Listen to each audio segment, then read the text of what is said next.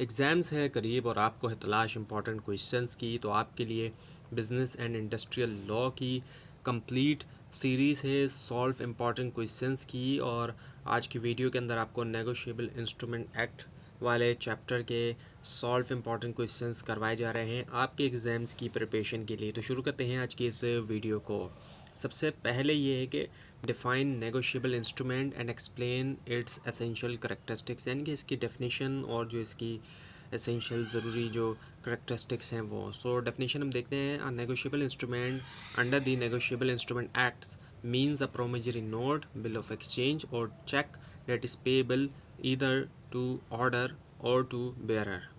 सो negotiable instrument की हम बात करें तो इससे मुराद वो तहरीरी दस्तावेज़ होते हैं जो कर्ज़ या मखसूस रकम की अदायगी के वादे पर मुश्तमिल हो और जैसे एक शख्स से दूसरे शख्स को आसानी से भी मुंतकिल किया जा सके। और ये दस्तावेज़ जो है वो कानून के तहत होते हैं, काबिल अमल होते हैं, यानी कि लीगली इन्फोर्सेबल होते हैं। सो ये जो है रिटन एसेंशियली तौर पर रिटन डॉक्यूमेंट्स भी होते हैं, लिखा हुए होते हैं ये, और गारंटी देते हैं पेमेंट जो एक सर्टेन जो सम ऑफ मनी है एक ख़ास जो है, और ट्रांसफरेबल होते हैं, एक पर्सन से दूसरे पर्सन तक जा सकते हैं। नाउ द एसेंशियल करेक्टरिस्टिक्स, अगर हम एसेंशियल करेक्टरिस्टिक्स देखें तो a document only counts as negotiable instrument if possesses certain core characteristics. एक डॉक्यूमेंट को हम नेगोशिएबल इंस्ट्रूमेंट तभी काउंट करेंगे, तभी हम कहेंगे जब उसके अंदर कुछ ख़ास करेक्टरिस्टिक्स पाई जाएँ, जो बुनियादी इसकी फ़ीचर्स हैं वो पाए जाएँ। पहली चीज़ तो रिटर्न होना चाहिए। It must be in writing, not just a verbal agreement, यानी कि वर्बल बोला हुआ है उससे काम नहीं चलता, बल्कि औरल जिसे हम कहें एक्चुअली, तो ये रिटर्न होना चाहिए, लिखा हुआ हो। उसके अलावा ये कि अनकंडीशनल प्रॉमिस और ऑर्डर टू पे हो, यानी कि it must contain an unconditional promise और order to pay a specific sum of money without any condition attached. तो जो रकम की जो अदायगी है, जो पेमेंट है, उसका जो प्रॉमिस है या जो ऑर्डर है वो जो है वो सीधा है, वाज़े और बग़ैर किसी शर्त के होना चाहिए, ताकि उसे जो है वो कानून के मुताबिक काबिल अमल जो है वो बनाया जा सके। उसके अलावा certain amount, the amount to be paid must be clearly stated and determinable, यानी कि जो अमाउंट पे किया जाएगा, जो रकम अदा की जाने वाली है, वाज़े तौर पर बयान की गई हो और उसका तयन किया जा सके। इसके अलावा कि पेएबल ऑन डिमांड और एट आ डेफिनेट टाइम, ये भी है। अब ये भी है कि ये जो है वो it must either be payable immediately when presented और एट आ फिक्स और डिटर्मिनेबल फ्यूचर डेट, यानी कि पेएबल हो सकता है इमीडिएटली जब प्रेजेंट किया जा रहा है इंस्ट्रूमेंट को, या फिर किसी फिक्स या एक फ्यूचर की डेट डिसाइड कर ली कि तब होगा। उसके अलावा पे स्पेसिफाइड हो, it must specify who is to receive payment whether a specific person और बेयरर।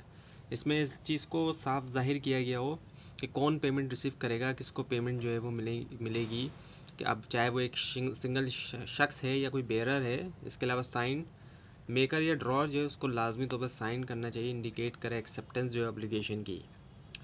ट्रांसफरेबल हो, नेगोशिएबल जो है, so it must be freely transferable so that the holder can enforce payment, लाजमी तौर पर फ्रीली ट्रांसफरेबल हो ताकि होल्डर जो है वो एनफोर्स कर सके पेमेंट, ऑफन बाय डिलीवरी के ज़रिए या फिर एंडोर्समेंट के लिए।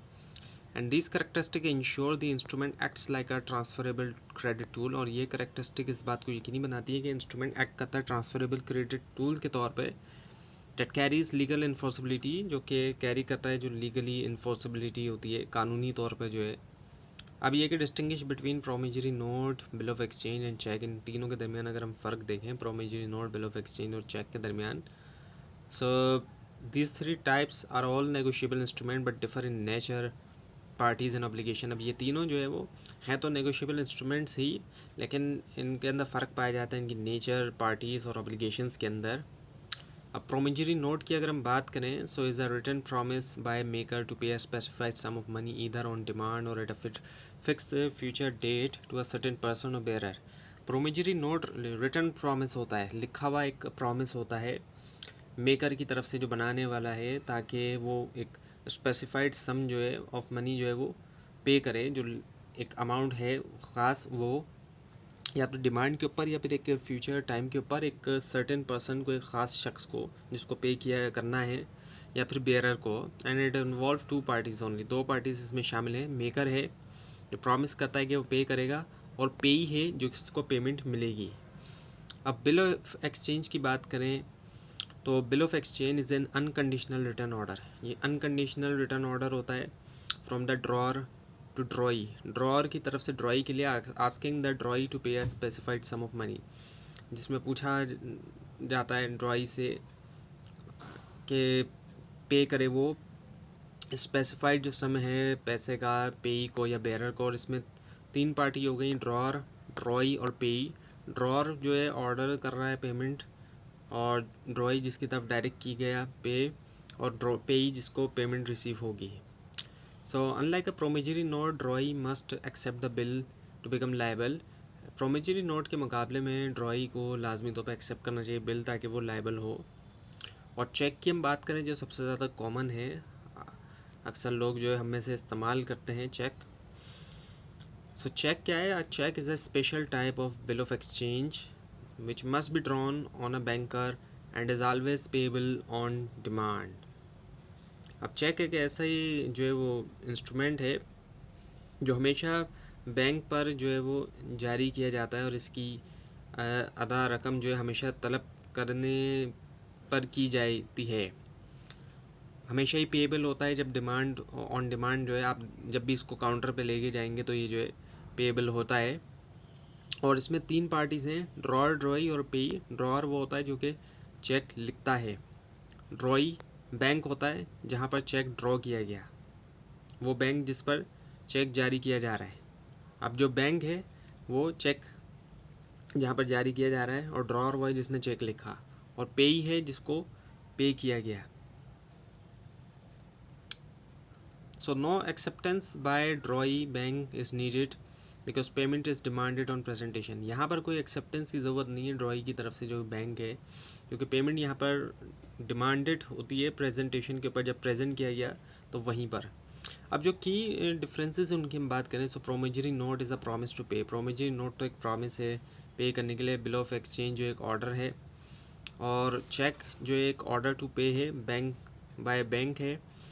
और प्रोमिजरी नोट में दो पार्टीज़ हैं, बिल और चेक्स के अंदर तीन पार्टीज़ आ जाती हैं। सो बिल जो है वो रिक्वायर करता है एक्सेप्टेंस ड्रॉई की तरफ से, और अगर पेबल है साइट के पास सो चेक जो है वो नहीं करते। Now explain crossing of cheques, objects and kind. अब चेक्स के ऊपर क्रॉसिंग की जाती है। So crossing of a check means marking two parallel transfer lines on the face of check with or without additional word between them. This communicates a specific instruction to the paying banker and changes how the payment can be made.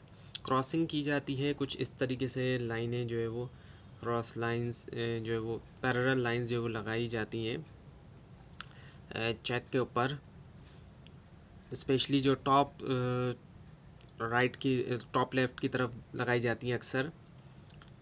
और इसमें words भी हो सकते हैं additional या नहीं भी होते, और ये जो है वो कम्युनिकेट करता है स्पेसिफिक इंस्ट्रक्शन जो है वो पेई बैंकर्स को चेंजेस के किस तरीके से पेमेंट की जा सकती है। और अक्सर होता ही है कि जो क्रॉस वाले चेक होते हैं, क्रॉस चेक होते हैं, वो डिपॉजिट होते हैं, क्लियरिंग के लिए जाते हैं, ना कि कैश जो है उनको करवाया जाए, ऐसा नहीं होता।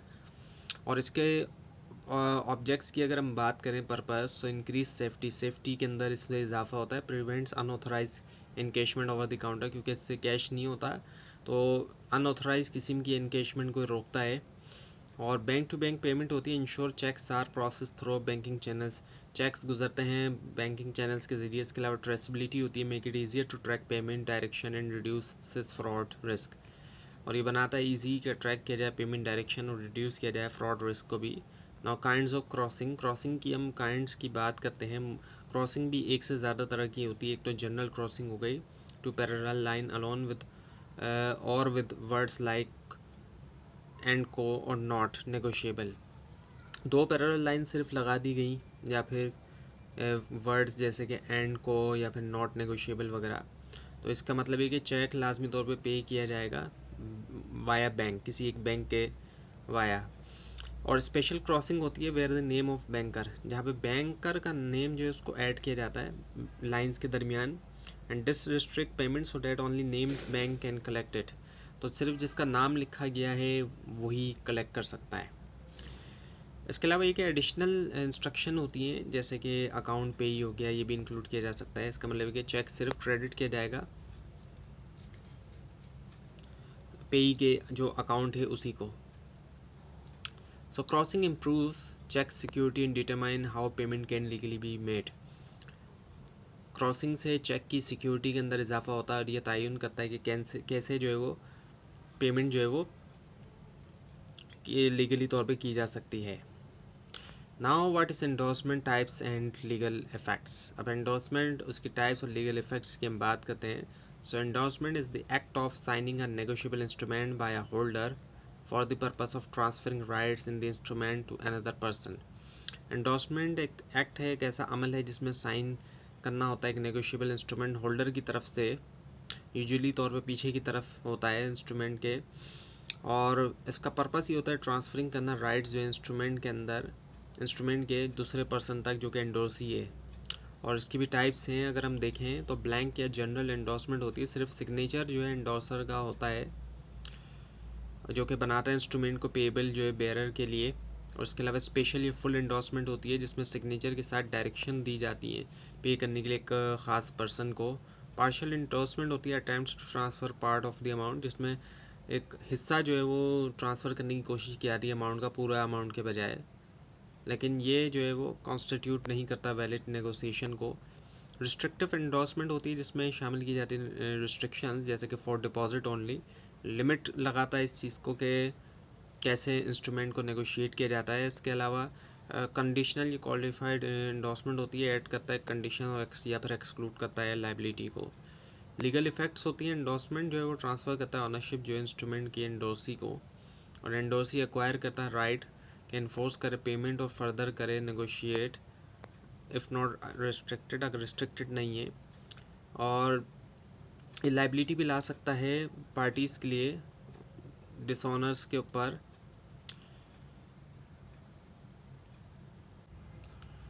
एग्जाम्पल लें तो जैसे कि एंडोसर जो है वो लायबल हो सकते हैं अगर इंस्ट्रूमेंट जो है डिसऑनर होता है, अनलेस के वो एक्सक्लूड कर दें liability. Now define negotiation, presentment, acceptance and dishonour of negotiable instruments. अब इनकी डेफिनेशन जो है नेगोशिएशन की, प्रेजेंटमेंट, एक्सेप्टेंस और इसके अलावा dishonour of negotiable instrument. Negotiation की हम बात करें तो negotiation is the process of transferring a negotiable instrument in such a way that the recipient become the holder free of most defects in the title. Negotiation क्या है, process होता है transfer करने का नेगोशिएबल इंस्ट्रूमेंट को जिस तरीके से कि रेसिपिएंट होल्डर बन जाता है और फ्री होना चाहिए मोस्ट, जो ज़्यादातर जो मोस्ट डिफेक्ट्स होते हैं टाइटल में उससे। And it occurs either by delivery for bearer instrument और by endorsement and delivery for order instrument. अब ये किया जाता है या तो डिलीवरी के ज़रिए बेयरर इंस्ट्रूमेंट्स की, या फिर एंडोर्समेंट, या फिर जो डिलीवरी होती है ऑर्डर इंस्ट्रूमेंट्स की। प्रेजेंटमेंट की हम बात करें is the act of formally showing a negotiable instrument to the person liable to pay और एक्सेप्ट इट। प्रेजेंटमेंट जो है एक ऐसा अमल है जिसमें फॉर्मली तौर पे शो किया जा रहा होता है एक नेगोशिएबल इंस्ट्रूमेंट पर्सन को, जो कि लायबल होता है कि पे करे उसको या एक्सेप्ट करे ऑन ड्यू डेट, जो ड्यू डेट है वहाँ और वेयर रिक्वायर्ड, या फिर जब जहाँ रिक्वायर्ड है। It is a necessary step, और ये ज़रूरी स्टेप है फिक्स करने के लिए लायबिलिटी या फिर इन्फोर्स करने के लिए पेमेंट राइट। उसके बाद आता है फिर एक्सेप्टेंस। अब एक्सेप्टेंस क्या है, acceptance is the act of ड्रॉई agreeing in writing to pay the bill as ordered. Acceptance may be general or qualified and must be delivered to the holder. So acceptance ऐसे act को कहते हैं जिसमें वो शख्स ड्रॉई जिस पर बिल जो है वो जारी किया गया हो, वो तहरीरी तौर पर रिटर्न में, यानी कि ये एक्सेप्ट करता है कि मुकर्रर वक्त पर वो बिल में जो दर्ज रकम है अदा करेगा। और ये ख़ास तौर पर उन बिल्स में होता है जो नज़र आने के बाद काबिल अदायगी होती है। नाउ द डिसऑनर, अब डिसऑनर की हम बात करते हैं। Dishonour occurs when a negotiable instrument is not accepted or not paid when due upon proper presentment. In such cases the holder can proceed against liable parties. So dishonor तब होता है जब कोई भी negotiable instrument जो है वक्त पर जो है वो एक्सेप्ट ना किया जाए या उसकी जो अदायगी है वो ना की जाए, तो उसे डिसऑनर कह रहे हैं। यानी कि जो टाइम है उसका उस पर उसको एक्सेप्ट भी नहीं किया जा रहा, ना पे किया जा रहा है, और तब ऐसा होता है। और फिर ऐसी सिचुएशन के अंदर जो पार्टीज़ हैं, लायबल पार्टीज़, उनके ख़िलाफ़ भी जो है वो होल्डर जो है वो प्रोसीड कर सकता है। तो जितने भी तमाम फ़रीक़ैन हैं, तमाम जितने भी लायबल पार्टीज़ हैं, उनके ख़िलाफ़ कार्रवाई जो है वो की जा सकती है। Now how is liability on negotiable instrument discharged? So liability on negotiable instrument में भी डिस्चार्ज इन सेवरल वेज। किस तरीके से डिस्चार्ज जो है वो की जाती है, इनके ख़ात्मा किया जाता है इसका, लायबिलिटी का नेगोशिएबल इंस्ट्रूमेंट्स के ऊपर कई सारे तरीके हैं। पहला है पेमेंट का, when the amount is duly paid to the holder और holder in due course in accordance with the term. यानी कि जब अदायगी कर दी जाती है, अमाउंट जो है होल्डर तक, होल्डर को अदायगी की जाए, जब दस्तावेज़ात में जो दर्ज रकम है मुकर्ररा शराइत या कानूनी जो हामिल हैं मुताबिक उनके अदा कर दी जाए।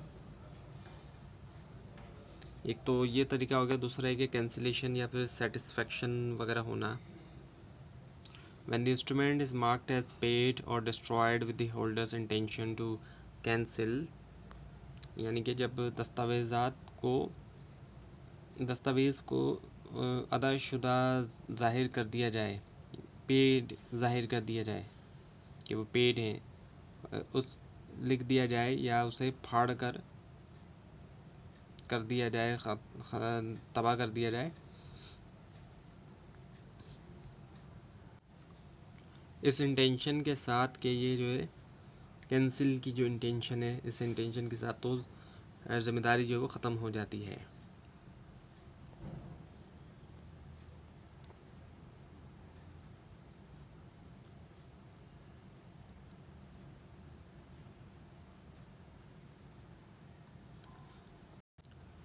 तो अगर सिंपल हम कहें तो अगर जो रकम की अदायगी है वो कर दी जाए या जो इंस्ट्रूमेंट है उनको ख़त्म कर दिया जाए, तो इस पर किसी भी फ़रीक की मज़ीद जो है वो ज़िम्मेदारी बाकी नहीं रहती।